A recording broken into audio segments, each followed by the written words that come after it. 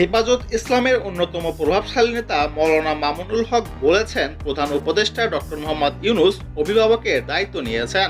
আমাদের সেনাপ্রধান দেশের স্তম্ভ। আপনারা ব্যক্তিগত মান অভিমানের কারণে মানুষের স্বপ্ন ফিকে হতে দেবেন না। শুক্রবার জুমার নামাজের পর জাতীয় মসজিদ বায়তুল মোকাররমের উত্তর গেটে 4 দফা দাবিতে হেফাজত ইসলাম বাংলাদেশ ঢাকা মহানগরের উদ্যোগে এক বিক্ষোভ সমাবেশ ও মিছিল অনুষ্ঠিত হয়। এতে হেফাজত ইসলাম বাংলাদেশ ঢাকা মহানগরের সাধারণ সম্পাদক মাওলানা মামুনুল হক সভাপতির বক্তব্যে এসব কথা বলেন। এ সময় ক্ষমতা নিয়ে মারামারি হানাহানি করা সমীচীন হবে না উল্লেখ করে তিনি সব রাজনৈতিক দলের উদ্দেশ্যে তিনি বলেন, এভাবে টাইম ফ্রেম বেঁধে দেশকে এগিয়ে নেওয়া সম্ভব নয়।